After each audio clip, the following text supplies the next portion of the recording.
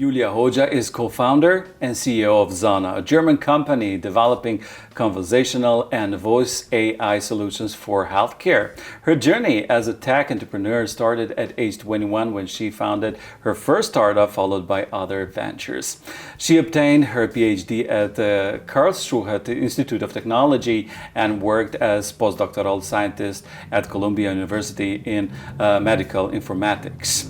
Her mission is to drive healthcare innovation through human-computer interaction technology. She leads the working group Health at German AI Association. As an artificial intelligence expert, she acts as advisor and mentor for startup accelerators, government, and research institutions. I'll ask you actually only two. And the first one is, how many of you, when you think of artificial intelligence, imagine a talking robot? Just a few. Okay, so basically you see AI besides just robotics. And how many of you are aware of the term conversational artificial intelligence? I guess a couple. Okay, that's very good. But I expected actually less, because it's a term that it's not so well known as it actually deserves also the reputation. Because conversational AI at the core is what enables us humans to talk to machines, or actually what enables the machines to communicate with us in natural language. Julia, this subject is the combination of artificial intelligence with medicine. What does this mean? Well, the general term AI in medicine is too broad, and actually it encompasses many dimensions. AI can be used in healthcare, starting from prevention to diagnosis to smart hospitals. However, in our work at Zana, the company, we cover a specific dimension of this field, which is conversational AI, and it's actually the brain that enables machines to communicate with humans in natural language. So in simple terms, it's about giving machines the ability to build chatbots and speech assistants that communicate with humans through written text or voice. And in healthcare, it can find different applications, from the clinic to the home environment. In translation, that means you talk to the computer and it does the job while performing or while doing something in healthcare system. So the way how we interact with computers has radically evolved in the last 50 years. We have started from punch cards to pens to using our fingers, and now we can also use voice or the written text to communicate with computers. So basically, we have a range of devices, as we see right now, that have proliferated in the last years with Alexa, with Siri, with Google Assistant, and other forms of integrating speech assistant and chatbots. So basically the idea is, yes, we interact with machines in this natural language, and they understand, the computers understand at a certain degree what we're saying. They perform a task for us, and then they get back. And the range of tasks that they can perform is very broad, and especially in healthcare, it can find applications in the clinic, at home, on the street, and I can certainly give you some exciting examples of that.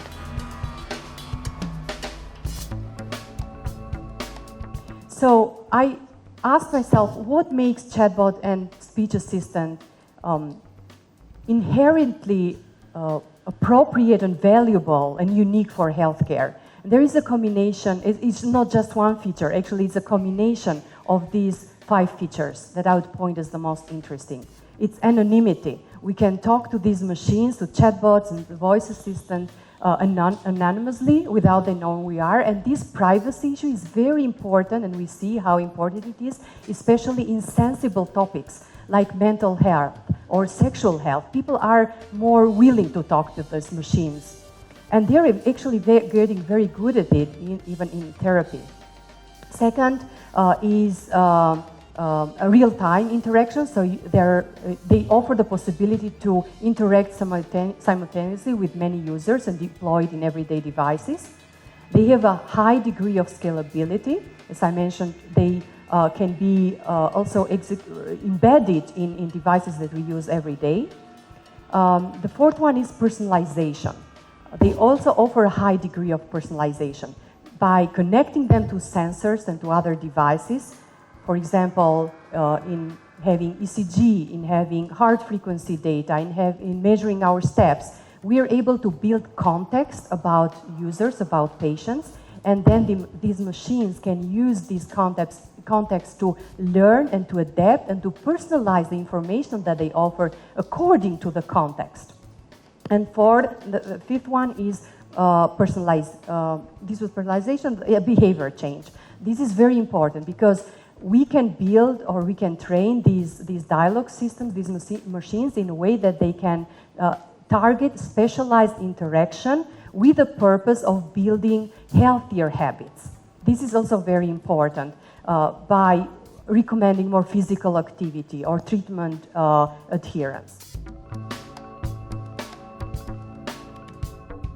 I immediately started to visualize the image of this surgeon doing the surgery in the operation room and asking the robots or asking the technology to assist in something like cut here, do this, yeah. Or is that so how maybe I that would understand? be I certainly believe that we would also go into those kind of applications. Maybe for the near term, what we could see as a very practical application is that while this surgeon is actually it's interesting because this was one of the projects that I also witnessed to see in one of the in the AI summit that I was 2 days ago, and what they were specifically doing in the Uniclinic Essen in Germany is to enable the surgeon while they're doing the operation to interact with the machine, in which they are actually also trying to change and to optimize the degree of medication that is at the time operated or it's induced in the patient.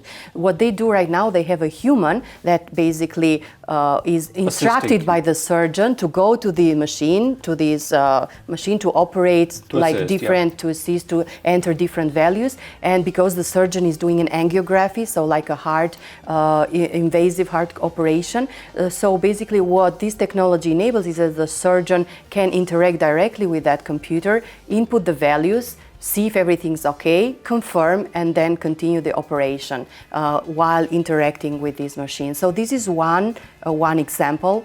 Another example are bedside assistants. So a patient, maybe after a certain operation, they are incapable of walking around or moving. So you can use this hardware in integration with software not only to measure all the physiological data and health-related data of the patient, but also to enable them to communicate through speech, through voice, to call the nurse, and to understand their situation. Yeah.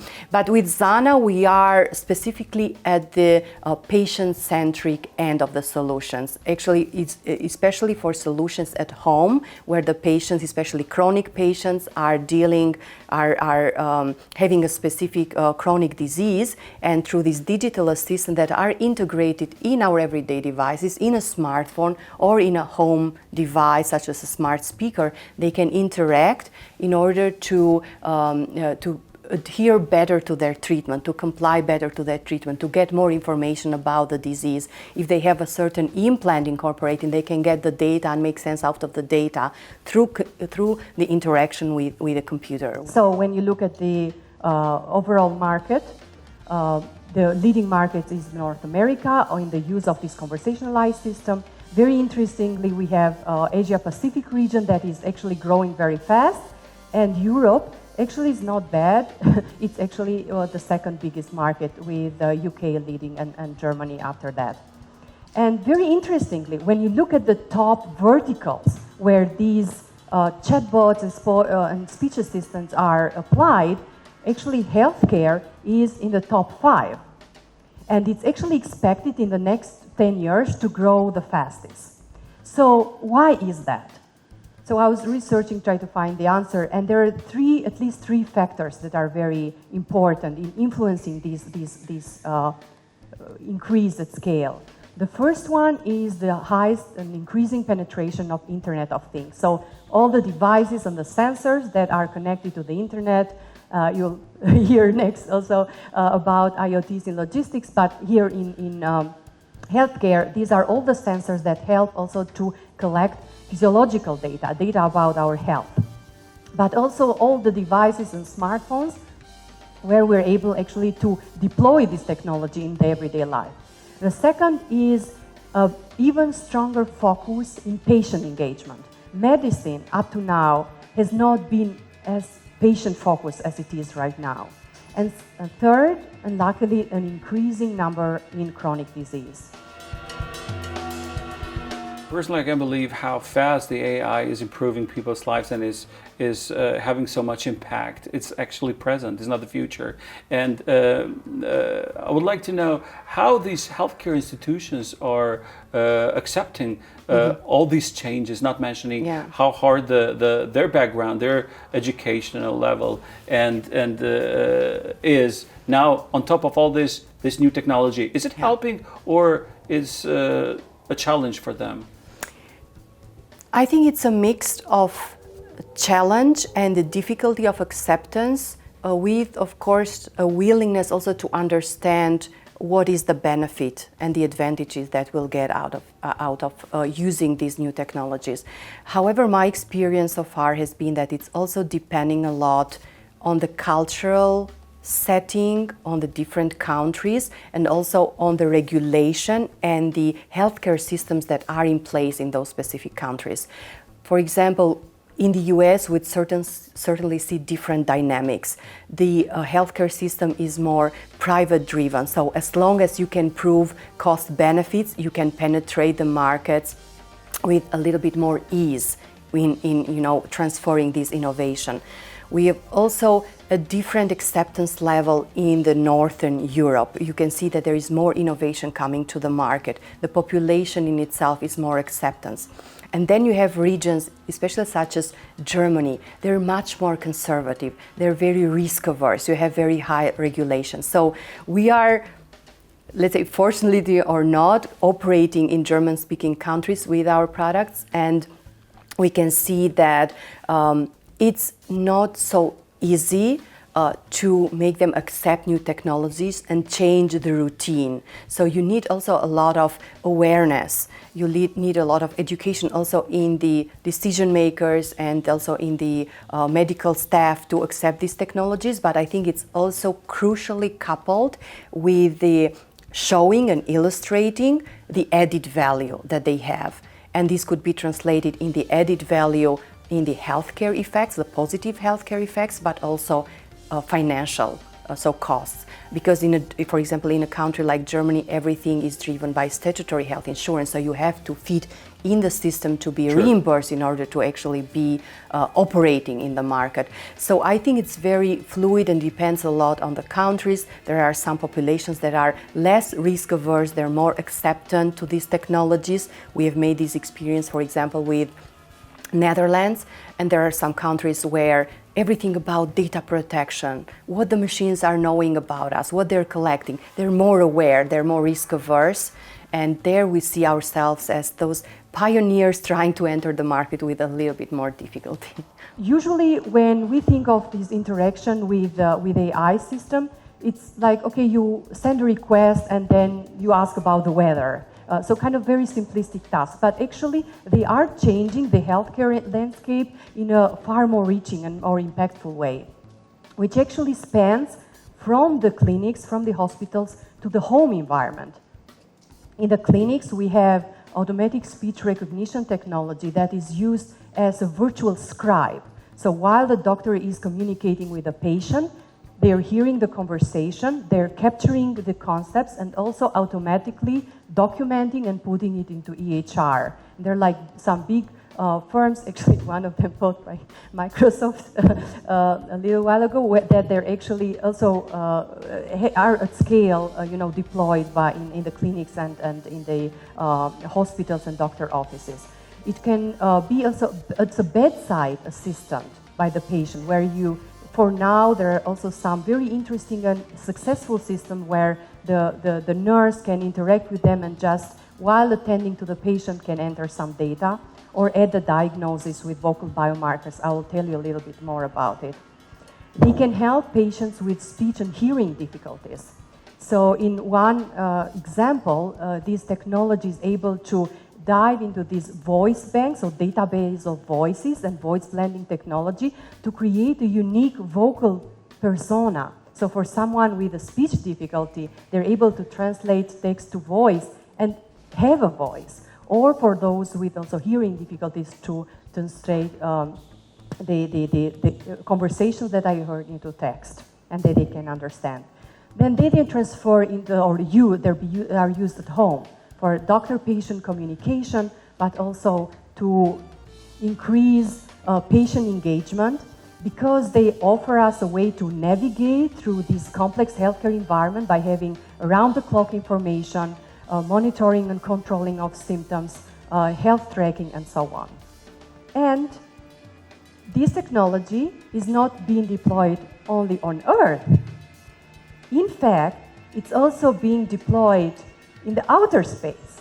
And we have now NASA deploying these speech technologies in the communication that they get from the astronaut from the International Space Station, because it's all through radio, and I don't know if you've seen the movies that it comes with a lot of interruption. They have like acronyms and they cannot make sense out of it. So this technology is helping them to document, to transcribe, to analyze, also with NLP. This communication is very, very important for the space mission. And even beyond that, they are now even extending their ambition and working right now in deploying a medical voice bot in the spacecraft, which would require dedicated a lot of technology advancement, because you need to have custom-made hardware and software integration so that you can account for the interference in the constant engine noise. So very, very cool. But let's come back to Earth. And what is in focus, especially of these technologies, as I mentioned, is an ever-increasing interest in patient engagement, to help the patients to incentivize them, to stick to healthier habits, to aid by the treatment, and to improve their health. And this is where we operate, and where our work at the company Zana is focused. This is at the core of our value proposition, to offer solutions that at the core have this conversational intelligence for better patient engagement.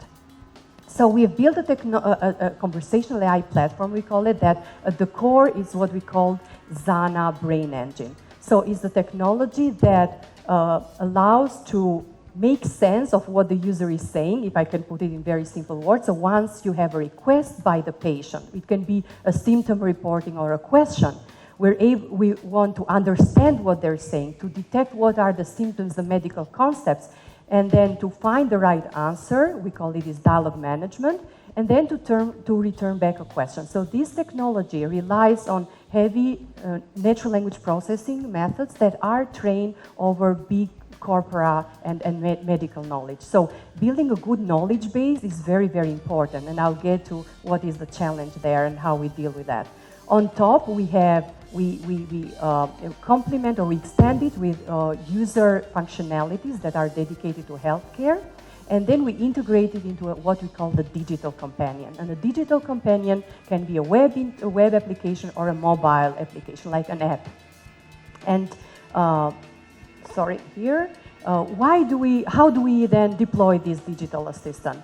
One very exciting and promising way to deploy them is to be as digital therapeutic. So I don't know how many of you are aware of what is a digital therapeutic. It's a digital medicine. So it can be either in combination with an existing treatment or also autonomous. For example, for mental health, we use other companies use cognitive behavior therapy to treat patients, for example, with depression or anxiety, independent of the medication. In our case, we have built a digital therapeutic for patients with heart failure.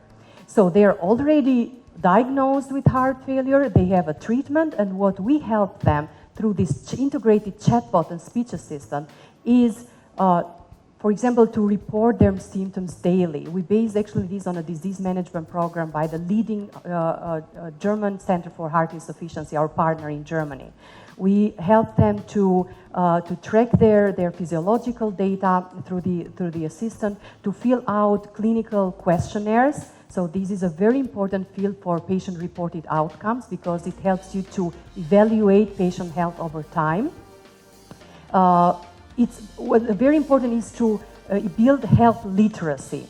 So we have trained this assistant with a whole corpus of national patient guidelines in heart failure, as well as in this specific program, so that the patient can ask questions and we give this dedicated, personalized, this specific information. They embed, they trigger notifications and reminders so that we help them to stick to their plan of treatment to their disease. And the last one of them, but very important, we don't only capacitate them with physical exercises, but we follow these physical exercises with dedicated speech tasks to collect their voice. Now we think, why would we need their voice? But actually, voice can be not only a powerful instrument for communication, but it can be also a great tool as a biomarker, which means as an indicator of the health, or status of the health of patients. And the AI is able to detect patterns in the voice and basically derive some conclusion. And what is that? Is to build what we call a vocal biomarker. And this is a feature in the voice, patterns of the voice, that are connected to a clinical outcome. So it's proven to be connected to a clinical outcome, which can be a symptom or it can be a disease progression or a certain disease. What do you expect from this program of DOKU.TECH? How do you find this program, this meeting people from the same field, different perspectives, different researchers? So tell us more your experience. Yes, absolutely. I'm actually truly very excited to be here. I was in Pristina over 6 years ago for a brief personal trip, and I'm really glad to be back. And even regretting why I haven't been back even earlier. It's certainly a lot of developments that I can witness, and the tech community in Kosovo has always been very vibrant, viable, very dynamic, even in comparison to the one in Albania. I think we are also a little bit jealous, I would say, of how the tech community in Kosovo is developing. So I'm certainly very glad to be part of this right now. And as you rightly mentioned, it's very exciting also to see how, especially also the lineup of speakers is tackling kind of the same topic, but from different angles, from different perspectives. So united, but in this diversity, it's very thrilling to see. Are you afraid that some of these technologies may insensitize private healthcare providers, but also governments to additionally cut access to real human doctor and nurses? That is a problem in developed as much as it's in developing countries. So your question is if the governments are also accepting it? No, my question is like, are you afraid that these technologies may incentivize governments and private healthcare providers to further cut access to real human nurses and doctors to the patients? What is overall perception all over the world? Oh yeah, that's a great question. No, honestly, I'm not worried about that because actually we have the opposite problem. We have a scarcity in staff. We have a scarcity in medical expertise, in human doctors, in nurses, and we also see, actually, we as countries like Kosovo and Albania are now witnessing all this migration and, lack of resources. So, generally, this system do not endanger, actually, the existence of these resources, of these capacities, or making government cut them even further. On the contrary, we capacitate them more, or kind of cover the gaps that are existing, but also capacitate and habilitate the existing medical experts or nurses like radiologists that can have more help with computer to detect, for example, cancer in their scans. So we capacitate them to do a better job and leave more time for even more creative things. So On the contrary, I think that it gives an added value rather than a disadvantage.